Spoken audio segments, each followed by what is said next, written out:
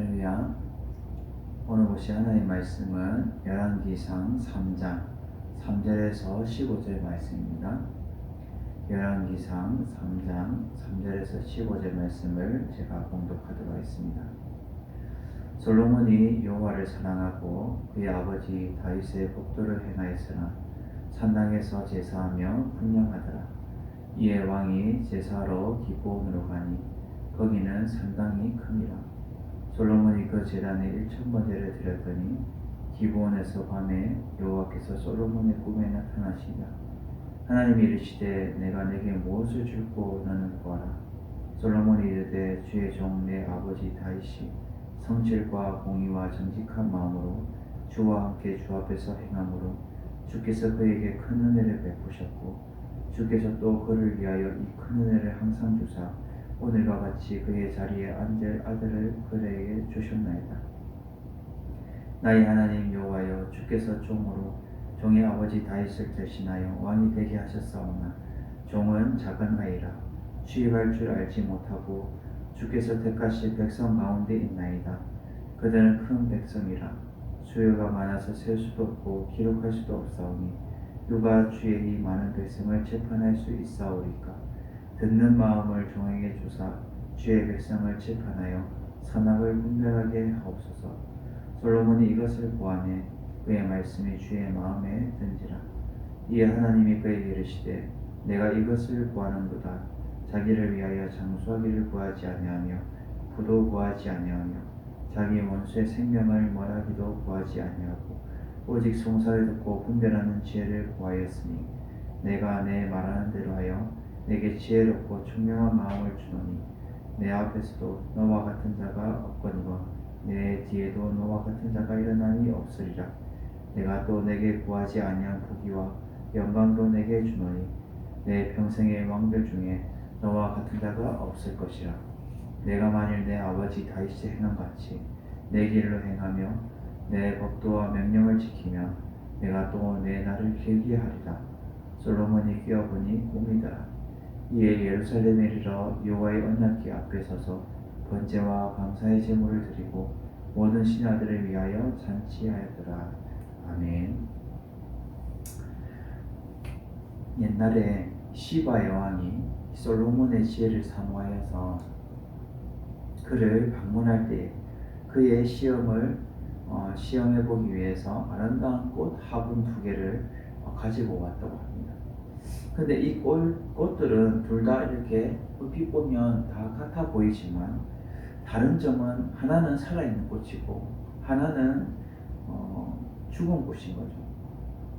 사람이 만든 이 조화인 것이죠. 이 시바 여왕이 화분 2를 멀리 갖다 놓고 솔로몬 왕에게 어느 화분이 참꽃이냐라고 이제 테스트하기 위해서 물어보는 거죠. 이 말을 들은 솔로몬 왕은 조금 생각하더니 그 옆에 이제 신하에게 이렇게 말했습니다. 저기 너는 가서 동산에 가서 벌과 나비를 몇 마리 잡아놓으라 라고 말했던 거죠.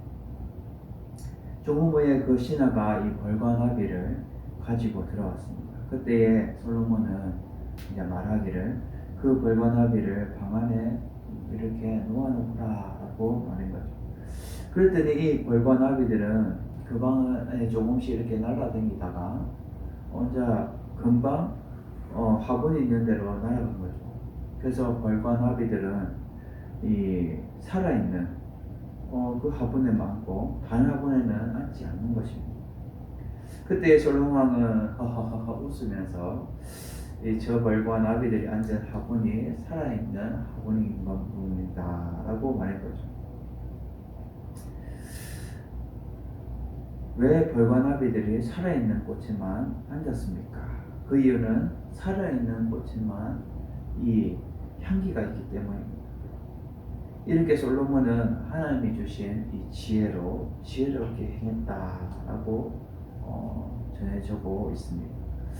1945년에 일본이 패전한 후에 일본의 이 군국주의가 몰락한 때에 일본 교토대학 야나리하라 다다오 시민 총장 취임식이 있었습니다. 이 기독교인 그는 총장으로 이제 취임하면서 시임연설에 이렇게 말했던 거죠. 하나님께서 우주 만물을 창조하셨습니다. 오늘도 그 하나님은 살아계셔서 인류의 역사를 섭리하시고 주관하십니다. 라고 말했던 거죠. 이런 말씀을 하자 당시 이 고분학자의 권위 있는 교수였던 온청 교수가 이제 반발을 일으켰습니다. 아니, 저 총장이라는 사람은 취임연설에 마치 이 기독교 설교 같은 것을 발표하면 되겠나, 저래야 되겠나 라고 불평하는 말을 했던 거죠. 이런 불평한 말을 들은 야나니하라 다다오 총장이 온청 교수를 만나서 기독교 혹시 당신은 기독교 성경을 읽어본 적이 있으십니까? 라고 재차 물었던 거죠. 그러니까 이 온천 교수가 자신은 없다라고 말한 거죠. 그래서 총장이 그러면 내 말을 비판하고 불평하기 전에 먼저 한번 성경을 한번 읽고 비판하십시오 라고 말을 했다. 온천 교수는 이 총장이 하도 너무 자신에게 이렇게 뭐라 해야 될까요? 한 번 더 읽어보라고 이렇게 권유하니까 그 비판하기 위해서 성경책을 이제 직접 사서 이 창세기부터 쭉 읽어 내려가다가 여러 번 이제 중단하였는데 시편 잠언을 읽어가면서 이제 점점점 하나님에 대해서 깨닫기 시작했고 잠언을 거쳐서 누가복음이면서 예수님에 대해서 진심을 알게 되면서 결국은 이 온천 교수 또한 기독교인이 되어서 결국은 교수직을 사임하고 미국으로 유학해서 신학을 한 후에 목사님이 되었다라는 말이 있습니다. 성경은 구원의 길로 인도하는 이 지혜가 담겨져 있는 이 책이다라는 것이죠. 사랑하는 여러분, 지혜는 하나님의 말씀에서 나오는 것으로 우리는 항상 하나님의 말씀을 붙잡고 지혜를 달라고 기도하면서 살아가야 하는 것입니다. 오늘 말씀을 통해서 우리는 세 가지의 자세로 살아가는 여러분들 되시기를 주님의 이름으로 축원을 드립니다. 첫째로 우리는 하나님께 전적으로 헌신하기로 다짐하는 이 하나의 고백으로 서야 된다라는 거죠. 오늘 본문 3절에서 5절 말씀을 제가 봉독하도록 하겠습니다. 솔로몬이 여호와를 사랑하고 그의 아버지 다윗의 법도를 행하였으나 산당에서 제사하며 분향하더라.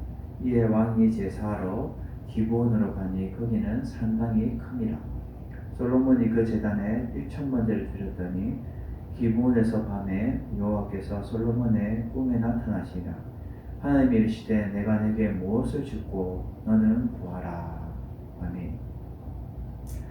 1871년에 이 영국의 탐험가 스탠리가 아프리카에 30년 동안 헌신한 이 리빙스턴 선교사님을 찾아가서 선교사님 이제 선교사님 하신 그 헌신 그 헌신의 삶을 끝내고 이제는 고국으로 한번 같이 돌아갑시다 라고 말했던 거죠, 스탠리가.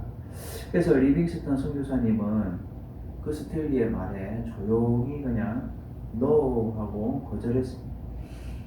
저는 아프리카 선교가 헌신이 아닙니다. 하나님께서 주신 은혜에 대한 보잘것없는 저의 보답입니다. 차라리 이것은 특권이며 영광스러운 내일을 기대하는 희망입니다.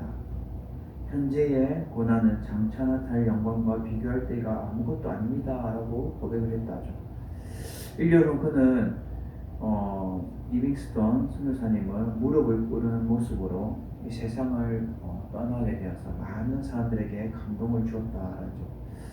사랑하는 여러분, 우리들도 하나님이 베풀어 주신 은혜에 보답하는 마음으로 전적인 헌신의 자리에서 나아가야 하는 자세가 필요할 것입니다. 오늘 본문 3절에 보면 솔로몬이 여호와를 사랑하고 그의 아버지 다윗의 법도를 행하였으나 산당에서 제사하며 분향하더라. 여기서 이 솔로몬이 여호와를 사랑하고라는 것은 하나님을 사랑하는 마음으로 율법에 순종하였다는 것을 몸소 보여주고 있는 거죠. 그의 아버지 다윗의 이 법도를 행하였으나 라고 말씀하듯이 이 다윗이 하나님을 제대로 알고 섬겼으며 그 모습을 이 백성들이 다 보았기 때문에 이후에 이스라엘 이 왕들은 축복을 받으려면 이 다윗과 같이 행하지 않으면 복받지 않으면 안 되었다라는 거죠. 그만큼 아버지 다윗이 롤 모델이었다라는 거죠. 이 산당에서 제사하며 분향하더라라고 말하는데 이스라엘 백성들은 가나안 정복 당시 여호와께로부터 이 가나안 족속의 산당을 파괴하라는 명령을 받았는데 지금 여기서 나오는 이 산당은 솔로몬이 여호와께 지혜를 받는 긍정적인 장소로 우리는 보아야 할 것입니다. 왜냐하면 여호와의 성전이 아직 완공이 되지 않았기 때문에 나중에 이제 6장에 보면 여호와의 성전을 이 솔로몬이 건축하는 것을 볼 수가 있죠. 그 이전의 상황이기 때문에 우리는 긍정적으로 봐야 된다는 거죠. 이렇게 여호와의 성전이 완공되면 이 산당은 전혀 불필요한 것입니다.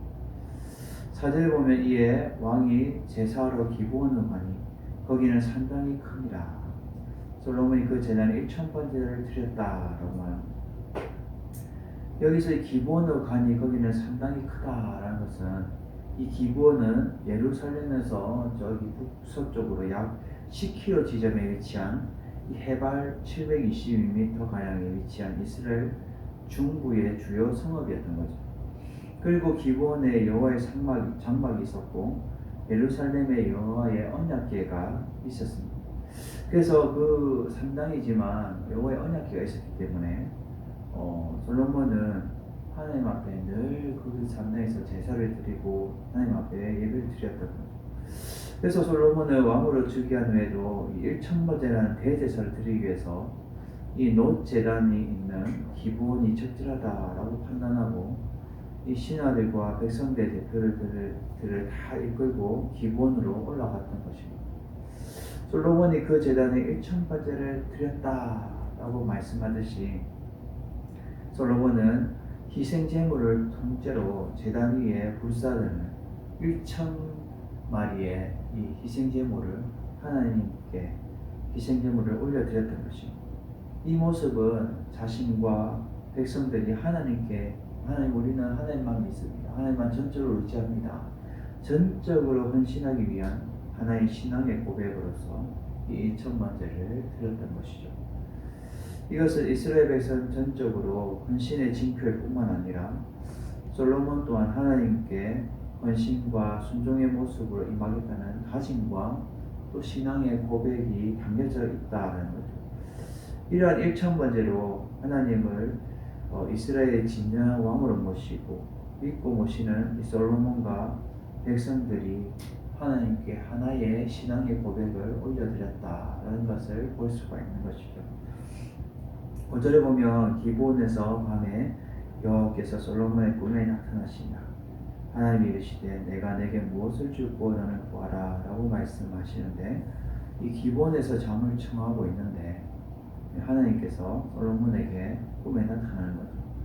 그래서 하나님의 뜻을 밝혀주는 특별한 계시를 꿈으로 보여주고 있는 것입니다. 그래서 하나님이 내가 내게 무엇을 주고 너는 구하라 라고 말한 거죠. 하나님께서 나타나신 것은 솔로몬의 희생제물을 기쁘게 받으셨을 뿐만 아니라 솔로몬을 통해서 분명히 너는 더 큰 일을 할 거야. 그래서 큰 일을 하시고자 지금 묻고 계시는 것입니다.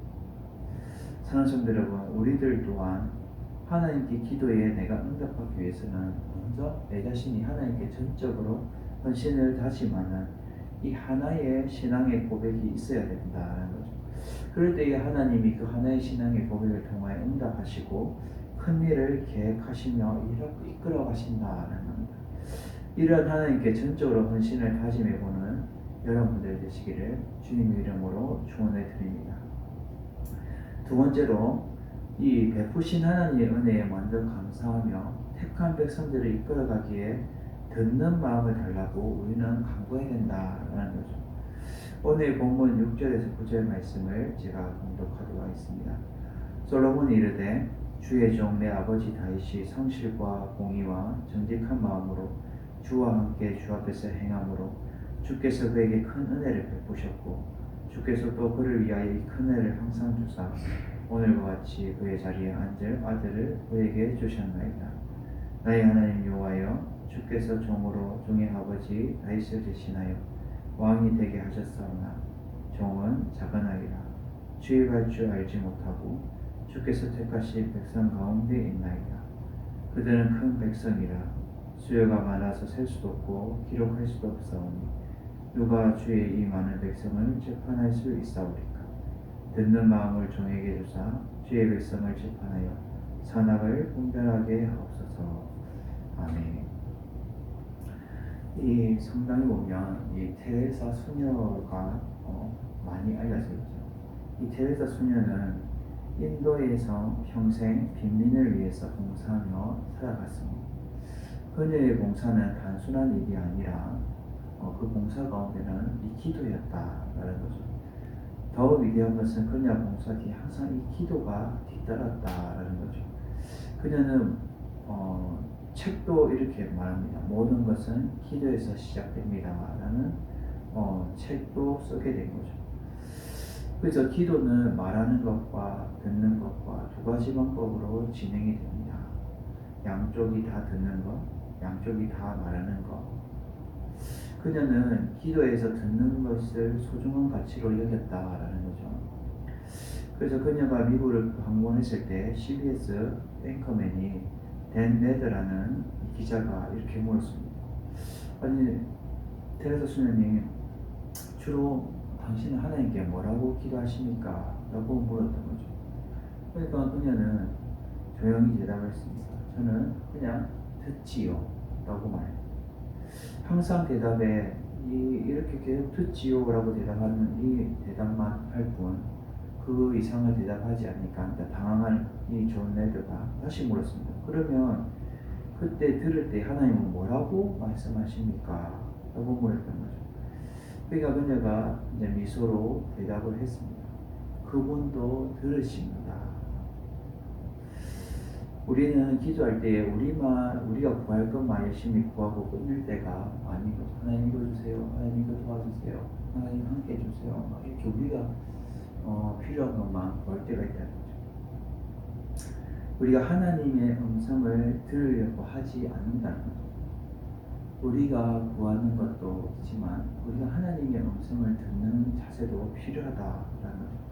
주님의 음성에 귀를 기울이면서 우리는 기도를 해야 한다라는 거죠. 사랑하는 성도 여러분, 우리들도 살아가면서 하나님이 베푸신 은혜에 감사하면서 주님의 음성에 귀를 기울이고 기도하는 여러분 되시기를 주님의 이름으로 축원을 드립니다. 오늘 본문 6절에 보면 솔로몬이 이르되 주의 종 내 아버지 다윗이 성실과 공의와 정직한 마음으로 주와 함께 주 앞에서 행함으로 주께서 그에게 큰 은혜를 베푸셨고 주께서 또 그를 위하여 이 큰 은혜를 항상 주사 오늘과 같이 그의 자리에 앉을 아들을 그에게 주셨나이다. 여기서 자신의 소원을 말하기 이전에 이미 베푸신 하나님의 은혜에 이 솔로몬은 감사를 하고 있다라는 거죠. 여기서 큰 은혜를 베푸셨고 큰 은혜를 항상 주사라고 지금 재차 반복해서 말하는 것은 강조를 하고 있는 거죠.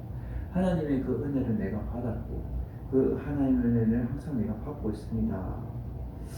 이 큰 은혜는 크신 긍휼을 말하는 것으로 하나님께서 이미 베푸신 것들을 행한 대로 보답이 아니라 오직 그 은혜의 따름이다라고 솔로몬이 겸손하게 고백을 하고 있는 거죠.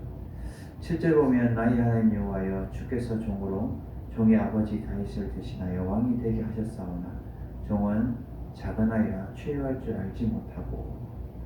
여기서 종은 작은 아이라고 말하는 것은 나의 문제보다도 이스라엘의 왕으로서 수많은 백성을 통치해야 할 책임이 나에게 막중함에 비해서 자신의 이 경험이 미숙하고 연약하다라고 느끼면서 고백하는 말인 거죠.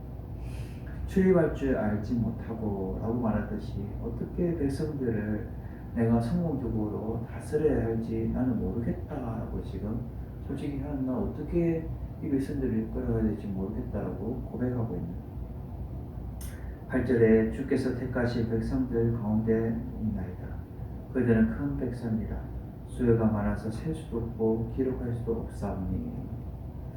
솔로몬이 지금 하나님께 아뢰는데 이것은 솔로몬 당시 인구가 얼마나 많았는지에 대해서 말하는데, 다윗이 말년에 인구 조사를 실시했을 때에 이 20세 이상의 성인 남자만 130만 명에 이르렀다는 기록이 있습니다. 일찍이 하나님께서 이 아브라함에게 그 후손이 땅의 이 티끌처럼 하늘의 묵별과 바다의 모래알같이 많이 번성하겠다라는 이 축복의 약속을 받았기 때문에 이렇게 많아진 것이 가능했다는 거죠. 9절에 보면 누가 주의 이 많은 백성을 재판할 수 있사오리까? 듣는 마음을 종에게 주사 주의 백성을 재판하여 선악을 분별하게 하옵소서라고 말하는데, 누가 주의 이 많은 백성을 재판할 수 있사오리까는 이 재판을 통하여 왕의 권위를 인정받을 수 있기 때문에 지금 이 솔로몬은 하나님께 지금 지혜를 구하고 하나님께 아뢰고 있는 거죠. 그래서 뭐라고 말합니까? 듣는 마음을 종에게 주사 주의 백성을 재판하여 선악을 분별하게 하옵소서. 여기서 말하는 이 듣는 마음은 순종하는 마음인 것입니다.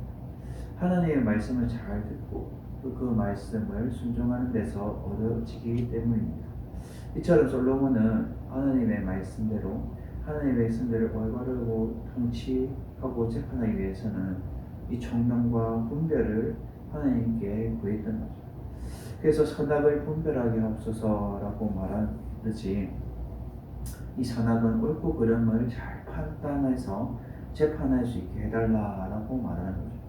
통치자가 백성들 사이에서 문제에 대해 시시비비를 옳게 가르치지 못한다면 그는 공의로우신 하나님의 대리자가 될 수 없을 뿐만 아니라 하나님의 백성을 다스릴 자기조차도 저는 없습니다 라고 말하는 거죠.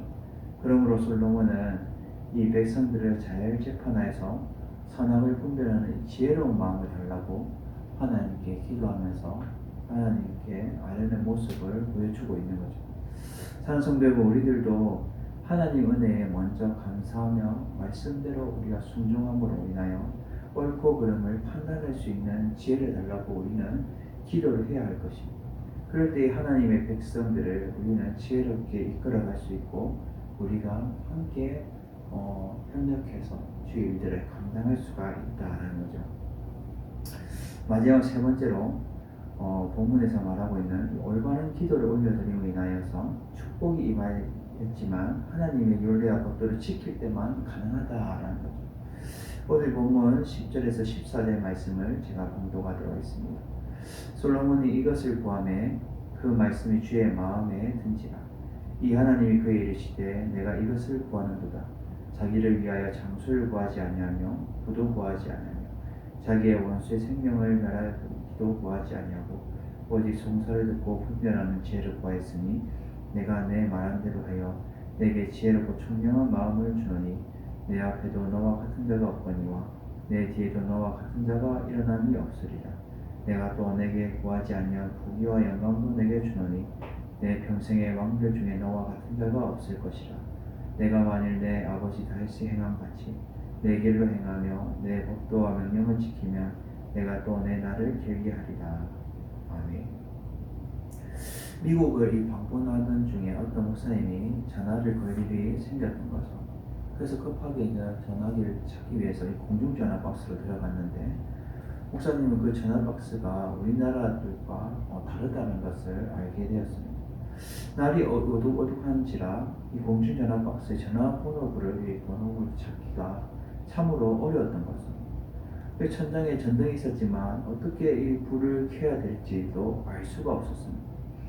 그래서 다시 전화번호를 찾으려고 계속 애쓰는데 이 지나가던 한 사람이 그 상황을 보고 불을 켜시면 문을 닫아야 합니다 라고 말하면서 문을 닫자 놀랍게도 공중전화 박스 안에 불빛이 환하게 된 거죠. 그는 그 전화번호를 찾아서 통화를 할 수가 있었던 거죠. 그때 이 목사님은 깨닫게 되었다고 합니다. 하나님의 뜻을 분명히 알려면 문을 닫아야 한다는 것을 알고 그래야만이 성령의 조명이 비춰져서 밝히 알 수 있다라는 말입니다. 이와 마찬가지로 우리도 기도를 하기 위해서는 이 바쁜 세상을 우리가 차단하기 위해 문을 닫아야 하는 거죠. 그럴 때에 하나님을 향한 이 마음을 열고 그분의 지혜의 빛을 받게 되는 것입니다. 사랑하는 성도 여러분, 우리들도 이 세상에 얼마나 분주합니까? 살아가면서 이것저것 막 사람도 만나고 일도 하고 또 여러 가지 막 이렇게 취미생활과 여러 가지 분주하게 우리가 보냅니다.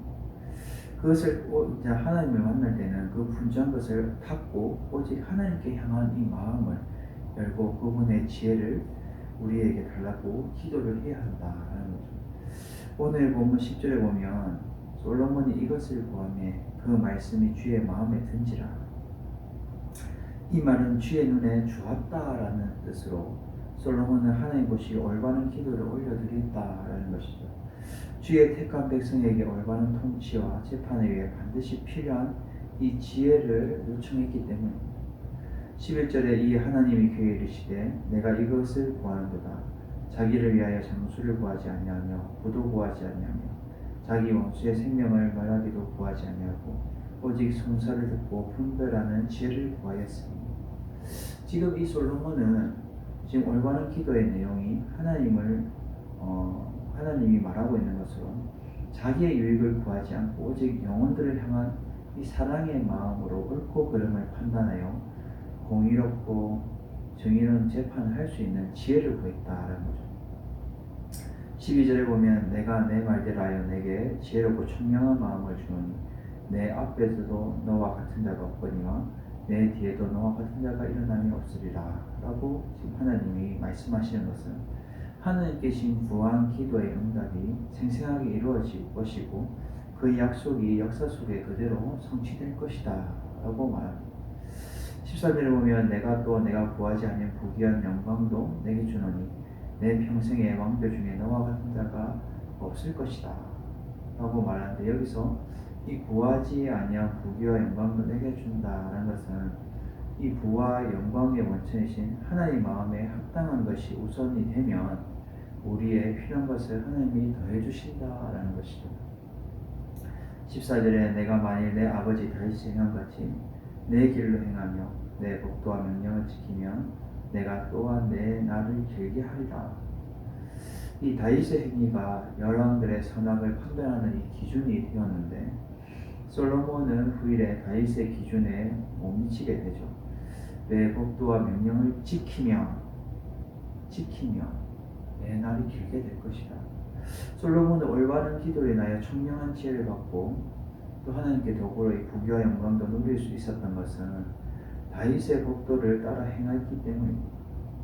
그런데 솔로몬은 이 건강한 신앙 상태를 유지했어야 되는데 불행히도 그의 말년이 어떻게 됩니까? 말년의 일수 점점 하나님으로부터 벗어나 타락함으로 인해서 내 날을 길리라라는 하나님의 축복을 결국은 마지막 이 축복을 누리지 못했다는 거죠. 결국 솔로몬은 60세도 되기 전에 죽어서 장수하지 못했다라는 사실입니다. 사랑하는 여러분, 우리들도 하나님께 올바른 기도를 올려드리면서 날마다 변함없고 한결같은 이 신앙생활을 감당하는 여러분들 되기를 주님의 이름으로 축원을 드립니다. 사랑하는 여러분, 오늘 우리에게 주는 메시지는 하나님께 전적으로 헌신하기를 다짐하며 하나의 신앙의 고백을 하며 하나님이 베푸신 은혜에 항상 감사하게 해달라고 우리는 해야 하는 거죠. 그리고 영혼들을 이끌어갈 수 있는 이 듣는 마음을 달라고 우리는 기도를 해야 합니다. 올바른 기도를 올려드릴 때에 축복이 임하지만 하나님의 법도를 지키지 않으면 그 축복 또한 끊어지게 된다라는 사실을 알려주고 있습니다. 이러한 사실을 여러분들이 아셔서 날마다 하나님 앞에서든지 사람 앞에서든지 여러분들이 지혜롭게 행하시는 여러분들 되시기를 주님의 이름으로 축원을 드립니다.